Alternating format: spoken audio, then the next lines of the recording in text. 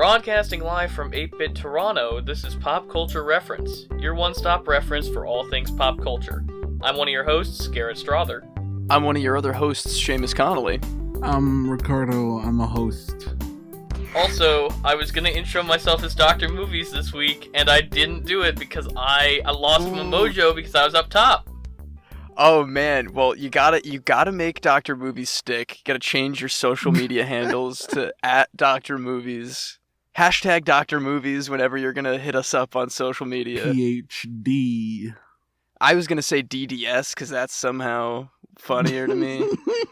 Dr. Movies, dentist at law. First off, because we cannot stop talking about this man, Jon M has been tapped to direct a Wicked movie. How many times have they announced a Wicked movie and it's just not happened? I bet you this one will probably happen, but I mean, sure. I think Wicked could be a good movie. I think Jon M is a good director. It sounds good to me, man. Yeah, I mean, I never got to see that show. Maybe we'll take a pop culture reference outing to go see Wicked before this movie comes out, and we'll do a little research. I would definitely love to go do a play for this show, because it would speak to the smallest amount of audience, but it would still be a lot of fun to go to a play. We'll have to see. But up next, speaking of musicals, kind of, Zachary Levi, I guess, he's doing a live-action Harold and the Purple Crayon movie. Hell yeah. You into that one, Ricardo? Let's do it. I don't care, man. Let's go. Let's just do Harold and all the Purple Crayon. It's a movie now. Sure, this is the world we live in. I mean, I loved the Harold and the Purple Crayon show on HBO when I was a kid. That was a great show. I remember liking that show. I don't know how they're gonna stretch that into a movie, and I don't know, is Zachary Levi like grown up Harold? Is he the narrator? Is he like Harold's dad? He's gotta be grown up Harold. It's gonna be gritty. It's just gonna be called Harold. I'm not, super into the live-action remake culture. Shout out Diego Roman. But the weird live-action remakes like this one, I'm in for it, because I don't really see it coming. They'll do a million Disney ones, but I won't ever care. If they're just gonna start pulling weird, ancient cartoons like this one and doing them up, I think that's at least more interesting.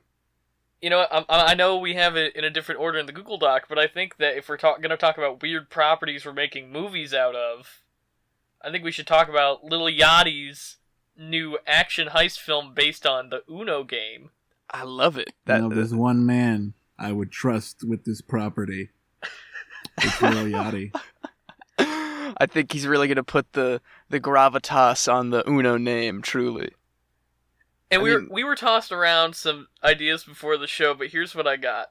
I think I've cracked the code here. If it's a heist movie, we're doing it Ocean's 11 style, we need a team, right? So each character needs their own specialty. So we've got reverse, we've got draw 4, we've got wild card. I'm just saying, this is crack team. That could be a lot of fun, and just really that's just goofy. There's also a world where it's they're also kind of Ocean style with gambling in a casino, but it's not poker, it's just Uno, and they've got to hustle Uno to make their money. I want it to be Yu-Gi-Oh! Throw down the cards and it's magic. They have effects. Okay, honestly, if we could get Robert Rodriguez to do an Uno movie based on that concept... Damn, there it is. That would be so good. Lil Yachty, get Robert on the phone. Is Lil Yachty directing this movie, or is he... Yeah, Lil Yachty's gonna be the lead, apparently. So he's wild card, obviously. He's gotta be. Let's keep going, because this next one is very strange. Chloe Zhao, director of The Writer and Nomadland, which was my rec center a couple weeks ago. She's also director of the upcoming Marvel Eternals film. Is going to make a Dracula film for Universal with a sci-fi western edge.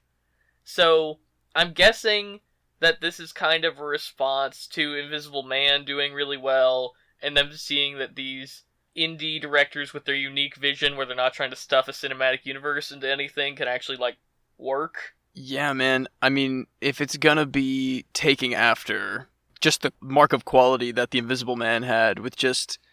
They're not attempting to make any big connections here. They're just trying to make a quality, interesting take on something like Dracula. I'm excited for it. But yeah, I'm excited to see what Chloe Zhao does with this. She's definitely, I think, one of the most exciting directors working right now. Yeah, I'm all for it. And then we've got one last movie to talk about, which is that if Netflix can hear about it, they can greenlight it. They're working on a GameStop Wall Street story movie starring Noah Centineo, who is, I guess, from all the boys I loved before. It's Centineo. Thank you. Boom, roasted. Noah, I know you listen to the show. I didn't want to hurt your feelings like that. He's a huge fan. Noah here. He's Netflix's golden boy. He's in a lot of their stuff. LAIKA is setting up a studio with Bowie State University in Maryland in an effort to bring diversity and young voices into animation. I think that is a really great system that I hope other studios start to follow suit and take notice. And I could also see LAIKA potentially, maybe if this goes well, being able to branch out to other universities, maybe even something like high schools. Good for them. I love LAIKA. Yeah, they never disappoint when I see something that comes out of their studios, and if the potential is there to, like you said, Garrett, really branch out and really find the best talent out there to produce good stuff to be seen, then I will be very happy to be the one seeing it. Our last bit of news, Ryan Coogler, director of Black Panther and Creed and Fruitvale Station and a bunch of other really good movies, is developing a Wakanda TV series for Disney Plus as part of a overall 5-year exclusive Disney TV deal. That's awesome. I'm very into that. Is it a 5-year exclusive deal just for this Wakanda series, or is it just like he's going to be sprinkling himself around and stuff? He's developing multiple television shows, it sounds like. Very nice, very nice. All about Wakanda? No, I think like that's just the starting different point. Disney stuff. Disney's a big umbrella. He could be doing Nat Geo stuff. He could be directing episodes of The Mandalorian. He could be, I don't think it's just necessarily he's showrunning all of these different, Marvel series. I think he's probably going to bounce around and do different things. Man, that is a pretty sweet deal I'm for really Ryan excited. Coogler. Yeah, it sounds like a good deal, and I love his work, and I'm happy to see him get essentially all the funding he wants. Yeah, exactly. I have been pretty skeptical about the Marvel shows. I know I've been skeptical on the podcast, but I think there's so many rich, textured characters in Wakanda that I'm really interested to see each of them kind of get a little bit more fleshed out than you can do in a Marvel movie. And so I'd love to see all of these characters, especially dealing with whatever the resolution is going to be to Chadwick Boseman not being able to be in this universe anymore. I'm very interested to see what direction this takes and how all of these characters are going to be addressed and integrated. Yeah, man, I'm right there with you. I'm very excited to see how, something that is relatively newer in the zeitgeist. I know Wakanda and Black Panther have been around since the 70s in the comics, but for the great resurgence it's had and the amazing detail they put into it and all the love and work that's gone into it, I'm excited to see that touched on and worked out. Gonna be excited to see what Coogler does with it. So, should we move on to our main segment? Yeah, I think that was some good swift news, and now we're moving on. We are Sex for Bomb, and we're here to talk about Scott Pilgrim versus the World, the game, and stuff. 1, 2, 3, 4. What a terrific intro, Seamus. Great job. Thanks, I'm real proud of it. But yeah, this week, Scott Pilgrim versus the World, the game, remaster? Re-release. They're calling it a re-release. I think it's technically a remaster. We'll talk about that during our pop culture reference of the episode, so yes, stay tuned. We'll come back to that, but regardless, it is the complete edition with both rounds of DLC from the original game, which I think is very nice. I never got to try those out in the original days. Absolutely. We've talked before about the history of this game and how it was only on the PlayStation and Xbox stores digitally for a few years before being discontinued, and then for the 10th anniversary of the Scott Pilgrim movie, Ubisoft was able to re-release it on multiple platforms, including PS4, PS5, Xbox, Nintendo Switch, and PC. And I think it's also on Stadia, if you use Stadia. What up? I have a personal history with this game, but this was the first time either of you had played it, if I'm not mistaken. Correct. I'd always wanted to play it. What are some of your impressions after finally getting your hands on it after it being gone for so long? It's a pretty standard arcade fighter. I mean, it's gorgeous. It has a lot of great Easter eggs. The sprite work is really detailed and good looking, and it really does feel like a standard arcade fighter. Like, that is a compliment. Yeah, like, you could... That's exactly what they were going feels for. Like you could find that in a cabinet in an arcade somewhere with, like, 4 joysticks. Oh, yeah, it matches its aesthetic perfectly. Yeah, no doubt. I'm sure somebody out there has already beat us to making a cabinet for this game. I would love to see that. Oh, yeah. I have to do some research. I gotta find something like that, because that would be so killer. You'll link it on the socials, Seamus. That's what you'll do. And we invite you to share it with us on the socials. We're on Facebook now, too, so you can find us as a Pop Culture Reference page on Facebook, yeah. We made it. We're in the big time. What? Of course, you can also tweet us at PCR_podcast. That's probably the best way to get us pictures of those sweet Scott Pilgrim arcade cabinets. Yeah, man. So, yeah, it's good. It's a good game. I mean, I will say, being a standard arcade game, like, it does have a lot of repetitiveness, and it feels a little bloated in some parts. Like, I don't think it's a perfect game, but I think it is very good at what it's trying to accomplish.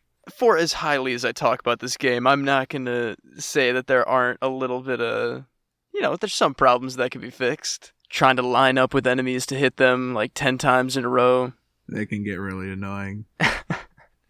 But, it's like a themed arcade game, There's the way that it's treated as its own independent Scott Pilgrim world. It feels very right in everything else that Scott Pilgrim is, between the books and the movie. With that fantastic Anamanaguchi soundtrack over it the whole time. For me personally, it's some music that I would never get sick of. I know some people would just go crazy hearing that stuff over and over, but I don't know. It sinks me into some trance. Chiptune. Yeah, it hypnotizes me, man, and I love it. I do think the Gideon stuff gets a little grating. Like, it's a lot of just the same over and over again. Yeah. Oh man, how far? Because we played it together. But separately, how far did you guys make it in the old story there? Well, story, if you can call it that. It's not really much of a story. I have not played beyond where... I mean, it definitely relies on you knowing the Scott Pilgrim story from another medium. Yeah, very much so. But I only played as far as we played together. However, I did make sure I went and, researched the multiple endings and the rest of the gameplay and what the stages look like, just because I wanted to be informed, obviously, for the show. Of course. The Roxy level. So about as far as we got together. Yeah, right before the Robo Katianagi twins. Am I saying that right? Am I misremembering that? The Katianagi twins, Ooh, look at me. I'm going for the platinum for this one, which is getting a 100% completion on every challenge that you can kind of get with the game. And it is very hard, let me tell you. I'm trying to push the limits of, hardest difficulties and speed runs and all that. Man. It's a lot of stuff. We're going to have, coming out very shortly, a YouTube video of us playing the first half of the Scott Pilgrim game. The first 4 Evil X's is going to be coming up as part of our new series, Pop Culture Replay, exclusively on YouTube. Please go check us out there. I'm really excited about the work we're doing. If we get a good reaction, we're going to keep doing playthroughs. We're probably, no matter what, going to finish up Scott Pilgrim and release a part 2. So, if you want to see some of us be better than others at video games, that is a great way to tell firsthand. Yeah, Scott Pilgrim. It's a good time. Yeah, a lot of fun. I definitely recommend.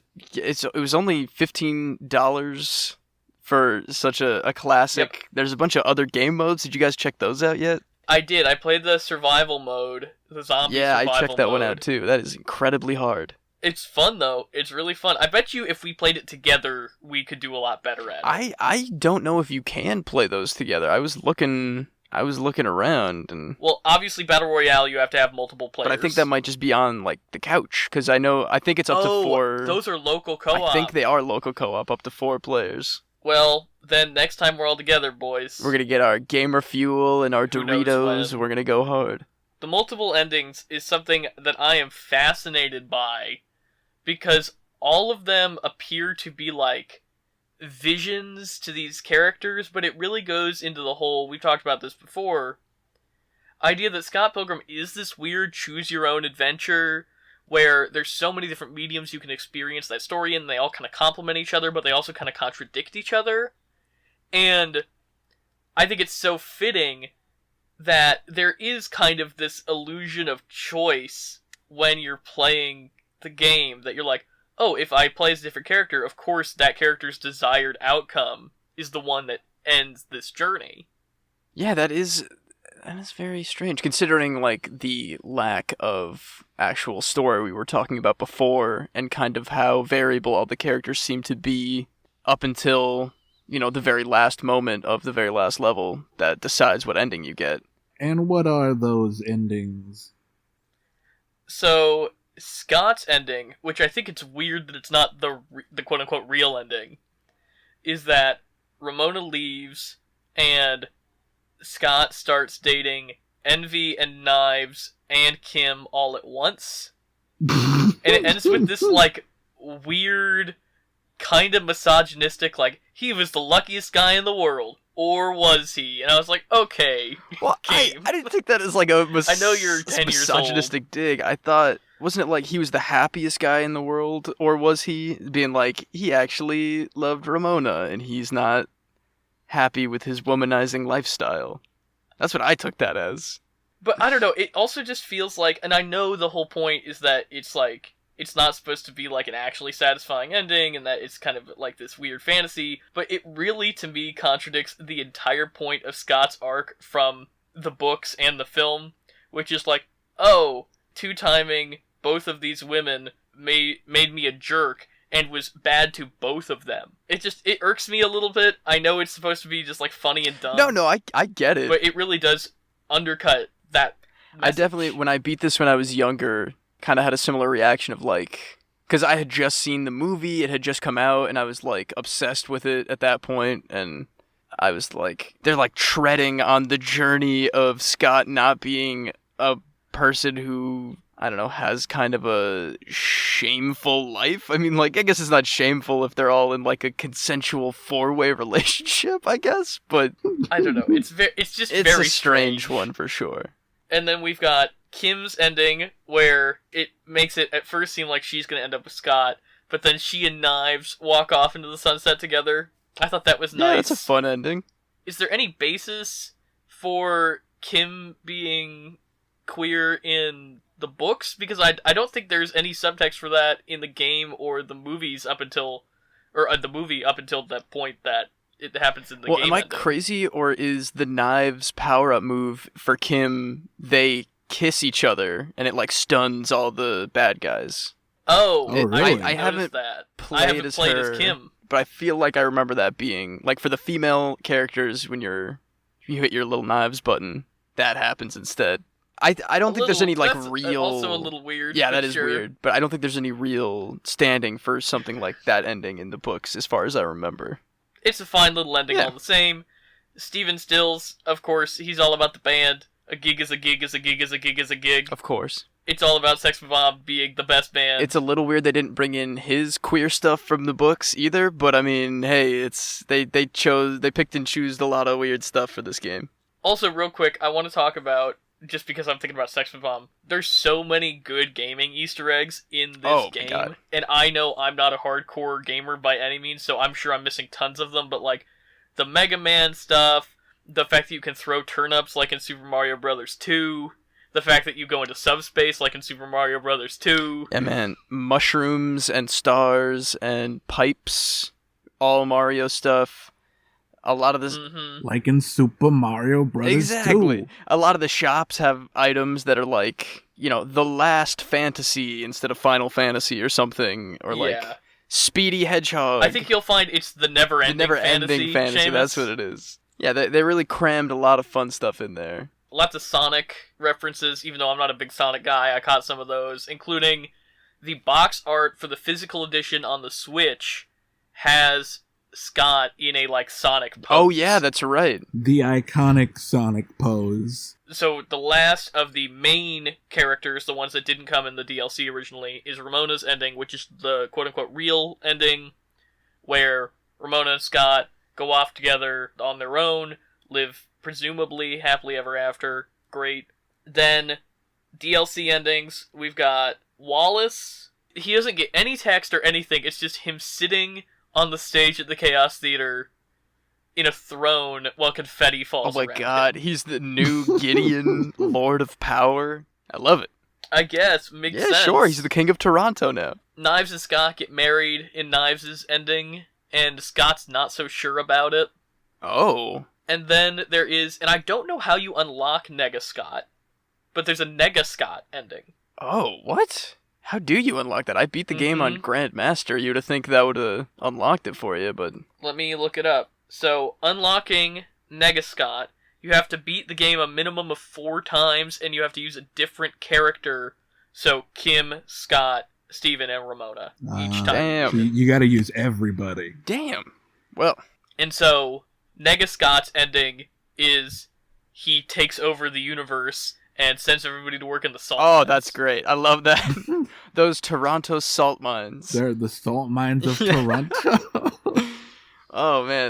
That's fun. Like you said, these endings seem more like little blips of fantasy what-if than anything else, which I guess is what they're based on, considering that they didn't really have endings to work with for each character. I think that is a very fitting formal choice for Scott Pilgrim as this kind of bizarre mega story multi-medium franchise. Scott Pilgrim is able to combine all of these mediums and bring in elements of them into each other, comics, video games, and cinema.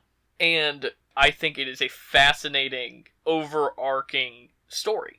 Yeah, man, it's bizarre, but it feels good when you definitely get your full experience through all 3 mediums. I think you guys gotta get your hands on the books. I've decided that I want to hunt down those really nice color hardcover special editions of them to just have, because they're so good. Once you guys read the books and we can do a full Scott Pilgrim extended universe talk, I think that would be a lot of fun. Yeah, I'd love that. I really would. Anybody have anything else to say about this very solid game? Oh, yeah. I think we covered it. Play it. It's on the PlayStation Store, whatever it is you're using. It should be around $16.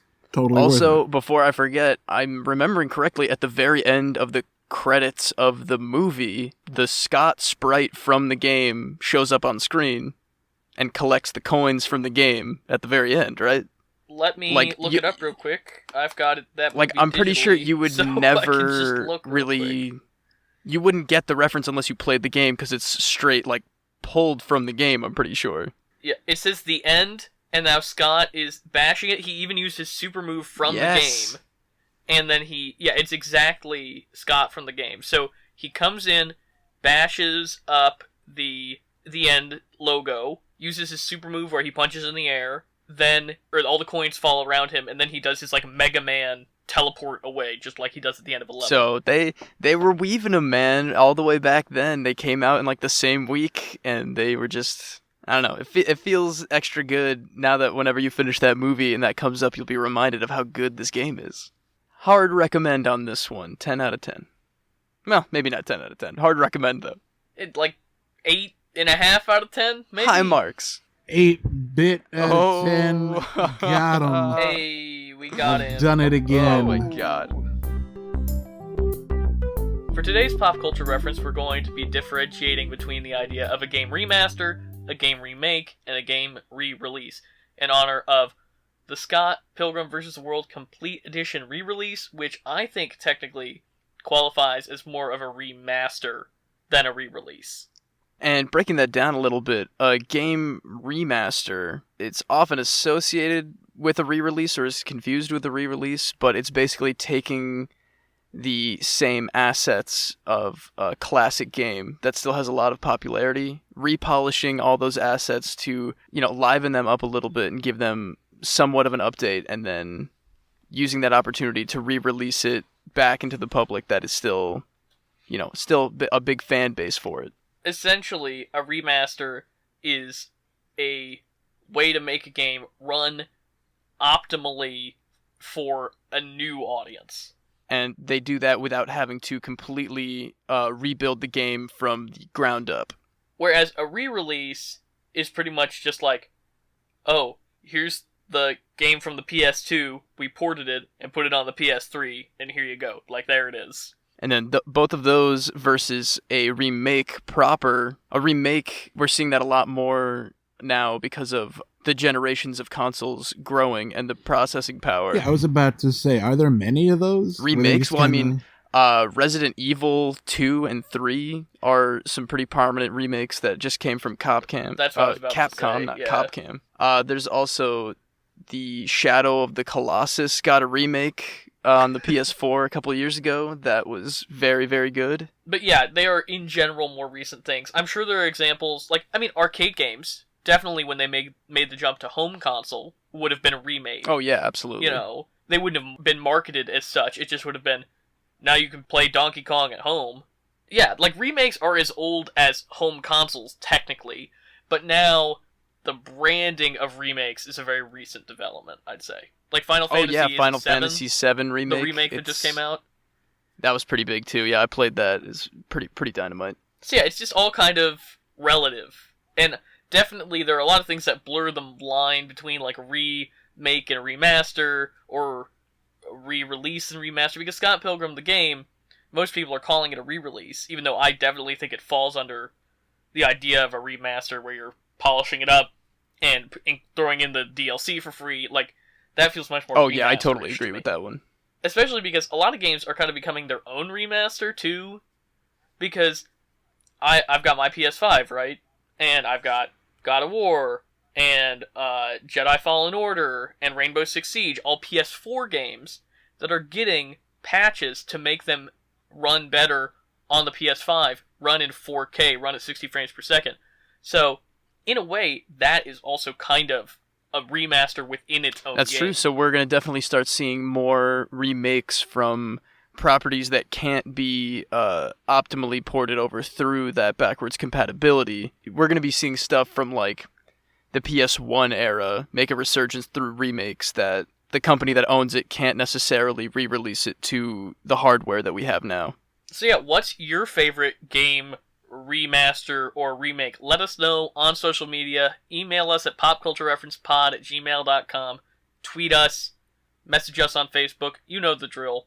Let us know. We'll shout you out on the show. That being said, let's move on to our pop quiz. Pop quiz. Seamus, he's back in the game after last week. He's still behind at 4 points with Ricardo's 6, but he is catching up, and because he won last week, Ricardo, it is your turn to pick the category, so here are your options. Jon M. Chu, or Harold and the Purple Crayon. Harold and the Purple Crayon. Alright, you guys know how it works, but for those of you playing along at home, whichever one of you gives me the correct answer first gets the point. If you say it at the same time, or neither of you know the correct answer, we move on to our tiebreaker question, which will be the other category. That being said, let's go with our Harold and the Purple Crayon question. Who was originally attached to an unreleased 2010 feature film adaptation of Harold and the Purple Crayon? John Cena. Say Finn Wolfhard, but not him, the kid with no teeth. You guys are not gonna get it. I thought one of you might What's know the it answer, offhand. Will Haley Smith? Joel? That's insane. What is... Alright, okay. He was producing on it and he was attached to it. I'm guessing they were in development for, a Jaden father-son, it was going to be like show, that one really sad movie, but Harold and the Purple Crayon. All right, well, we flubbed that one. Okay, tiebreaker. Jon M. Chu. What are all the announced projects Jon M. Chu is working on that we have discussed in the news segment of this show? Wicked, Lilo and Stitch, Wicked, In the Heights. I don't know if that counts. I only remember Wicked because we just talked about that. Pretty much, Ricardo, you got the point no matter what because you got all three of those right off the bat. But I want to hear you get the last one. Oh, there's another Lilo one? and Stitch, Wicked. Yep. Step Up Again. Isn't he doing a Marvel movie? Oh, man, I don't think I know this one. It's fine. It is the Willow reboot the Willow. series. God. And he actually stepped away. So the optimal answer there would have been In the Heights, Lilo and Stitch, Willow, and now Wicked. But you better get good, man. If we set a limit of where we're getting to, then I can have an epic comeback streak. I was pretty excited to put a little meta one in there. See how much you guys are really paying attention. Wicked was the only one I knew, so I was paying attention today. I'm always paying attention to Jon M. Chu. Now it's time for WandaVisionaries, where we break down the latest episode of WandaVision. This time we'll be talking about episode 5, a very special episode. As always for WandaVision, full spoilers ahead, folks. We are getting into a doozy of an episode. Yeah, they're finally revealing more stuff. Things are getting crazy. It's all coming together. Yeah, like everything we've been theorizing is finally we're getting somewhere here. And Garrett, I know you were talking a little bit before about your skepticism, as it were, for these Marvel shows and how WandaVision has kind of been progressing. What did you think about this new one? You know, I'm pretty engaged with it now, since we have characters that are more grounded, and I understand better what they are wanting, and the plot is a little bit more, it has stakes to it now. I'm much more invested. I still am a little burnt out on, like, the whole, we have to endlessly speculate about where it's going in the next 20 Marvel movies that are happening, but overall, I liked this episode quite a lot. I thought there were quite a few points that surprised me, especially, the end, which is the thing that it's definitely the biggest thing that happened in this episode, but it's also the thing that I'm a little uneasy about, because I think it's just a lot, the implications are vast of, Quicksilver from the Fox Marvel universe, the X-Men universe, showing up at Wanda's door. Yeah, we're getting some wild spaces here, and I'm kind of tempering my expectations a little bit on that. I don't know how it's really going to come together there. They're calling Westview the Hex now, which I'm totally into. That is such a clever little thing. I'm about it. Totally. Darcy brings that in. She's spreading that around. I love it. Well, this episode, it's the first one that I also feel like has themes, which has been nice. Like, it's nice to have something with, like, concrete ideas holding it up. And this episode was all about Wanda is so sure that she's in control of all the variables in Westview, and she keeps getting signs that she's not. Like, it opens with a pretty standard sitcom thing, like her kids won't go to sleep when she tells them to, but even when she uses her magic, they aren't under her control like the rest of the people in the town are. Vision is starting to suspect that something is amiss. She isn't able to stop the kids from aging up when they choose to. Like, slowly, more and more things are getting out of Wanda's control, and she's realizing that. And I mean, I guess the implication here is being that she doesn't even realize that she has accidentally split open the multiverse. Yeah, there's a lot more of that stuff going on here. One other major thing that I'm noticing is that they're not taking too much time to get into the weird. The neighbor Agnes comes over, and instead of like having our usual like edit in the timeline or whatever, we see her once again not really taking control of that moment like she usually does. She asks her, like, oh, should I take that again? You want me to hold your babies? This is whatever. This is all a play. This is stage play or whatever, television. And that's another moment, or I guess that's when Vision starts to see more of the cracks in the universe there too.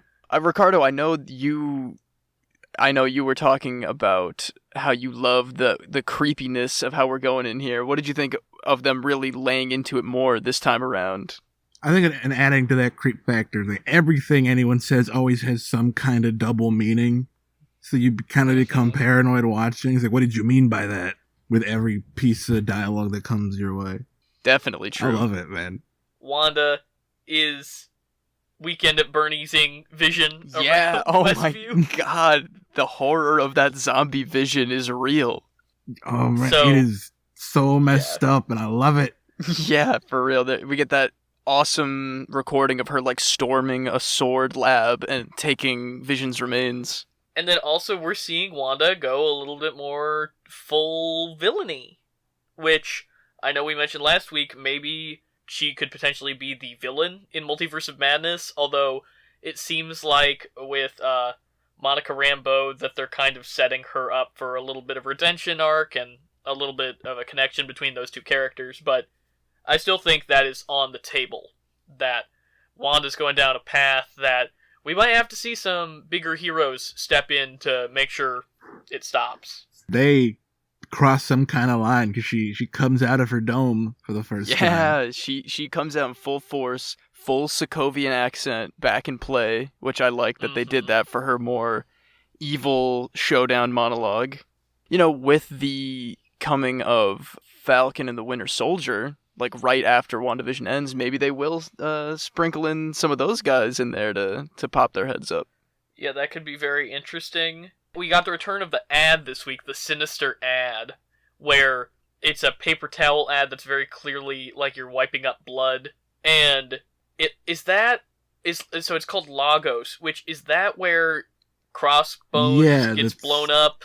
That's the Civil War thing where she threw him into that I've only building. seen Civil War once, so I don't really... For when you make a mess, even though you didn't mean to. Damn. Yeah, okay.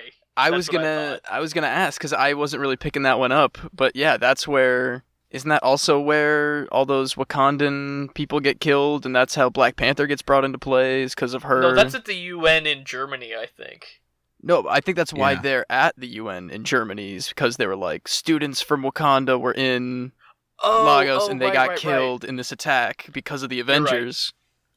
You're right. You know, Seamus, when I listen to your full sentence before I formulate my response, it probably helps this show. Well, honestly, I don't usually have smart things to say, but when I can remember dumb details from a Marvel movie that you don't even like, then I'm your man.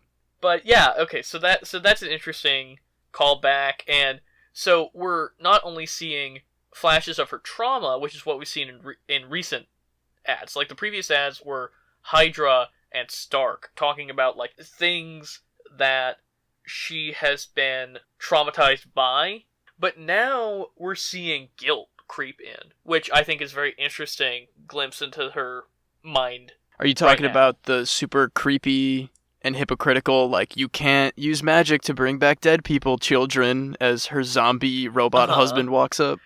But I also mean, like, Lagos is a manifestation of her guilt, like that she killed those people. Yeah, also very true.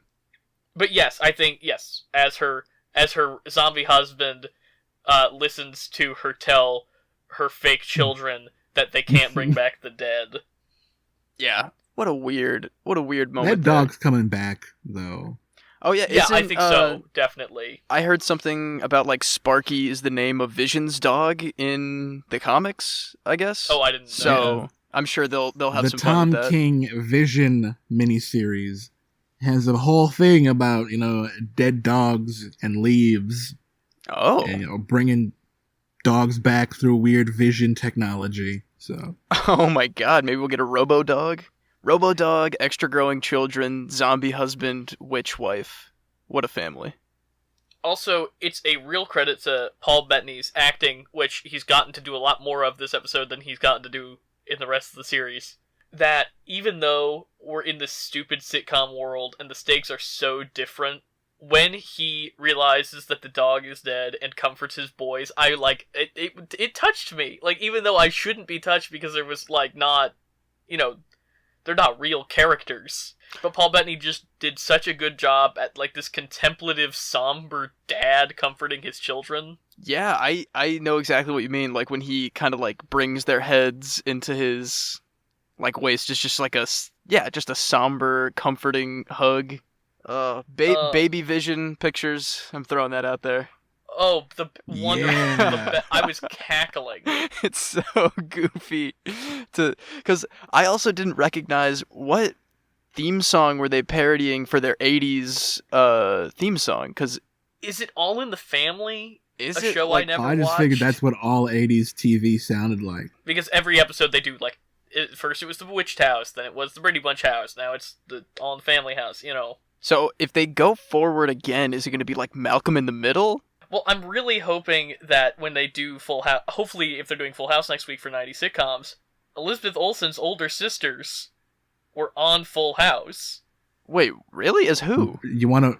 Mary do you Kate and think? Ashley Olsen. Yeah. Oh, I'm The Olsen so twins. stupid. I thought the Olsen twins were just the only children of that family. So I'm very curious to see how that kind of manifests next episode. Well, I'm excited to see what happens next. I really was engaged with Wanda and Vision's confrontation. I like the idea that Vision is, like, somehow a little... Like, I don't know if that's her consciousness fighting back, if that's her idea of how Vision would react, or if she somehow brought Vision's consciousness back because of their connection through the Mind Stone.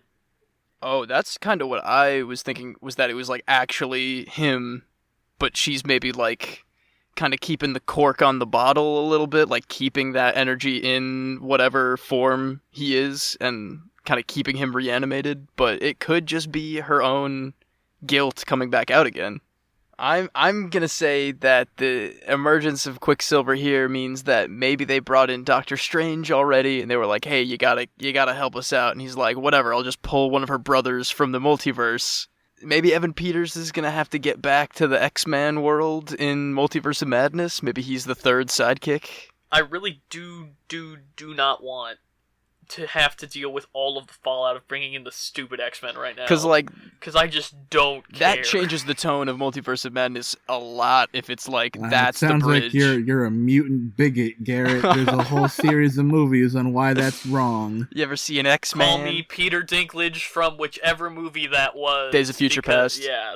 I'm on your side for the most part of, like, this could go so wrong.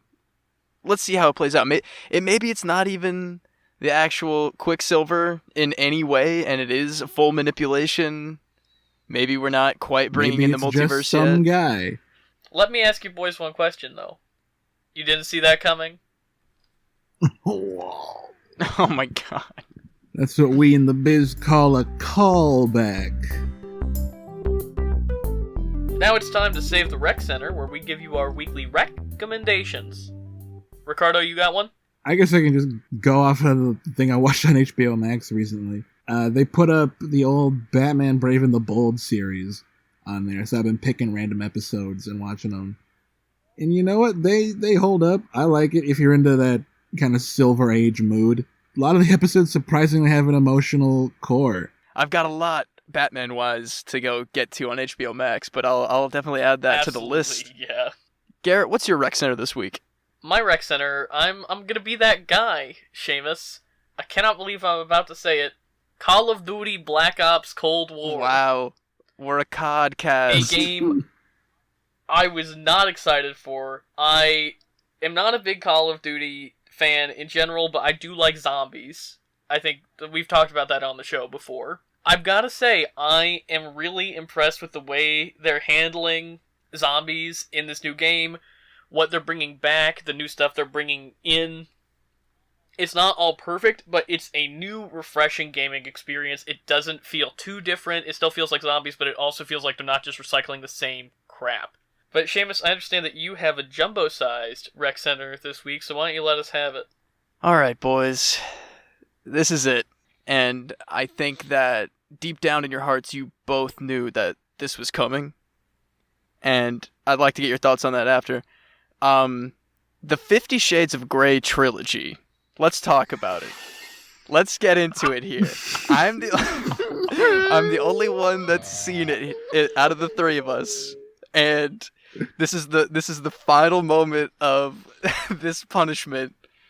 But I think I have to rec center all three of them as a trilogy, just for absolutely nothing more than to understand, quite frankly, the pop culture references that are hidden within it. It's a trilogy that's not very good as movies, if I'm being honest. It doesn't make a ton of sense character-wise, and the two leads, I think, actually hated each other when they were filming, so you can really feel that on screen, but as you can see over the last month, I'm the only one that's been able to, sneak them in there, because you're the only one that's seen these movies. That's why I have to recommend them, Ricardo, or else no one else will. Seamus, I am so impressed. Thank you very much. Every week you found a new, more elegant way to both escalate the inclusion of the 50 Shades of Grey franchise and completely surprise me. I'm very happy that you did that for our friend Diego, who that was the last week that we're mentioning them per his win on Pop Quiz when he was on. Until we inevitably have to do them for this show, apparently. Yeah, apparently, right? And that was actually, Garrett, thanks for teeing me up. My second rec center there was, please check out our friend Diego Roman's podcast, Live Action Remake. It's a weekly podcast about entertainment and movie news and our friend Diego's thoughts on what's happening in the entertainment world, and it's a lot of fun. Our boy Ricardo has been on as a guest once. That's one of my favorite episodes. And if you don't get any of this, go back and check out our We Can Be Heroes episode where we crossed over with him. It was a lot of fun. Yep. Seamus, that was podcast oh, gold. Thank you. I loved every second of it. I'm a professional. What can I say? What a high note to go out on this episode, because that's it for this week. If you want to reach the show, you can tweet us at PCR_podcast. Find us on Instagram at that handle. Like us on Facebook. Leave us a review. Leave us a like on YouTube. Do all of those amazing things that we want you guys to do. You can email us at popculturereferencepod@gmail.com. Plus, coming to YouTube soon enough, we've got that pop culture replay of Scott Pilgrim. So much stuff coming out the pipeline right now, guys. Really excited about it. Excited to see where WandaVision's going. Join us next week. Can't wait to see you.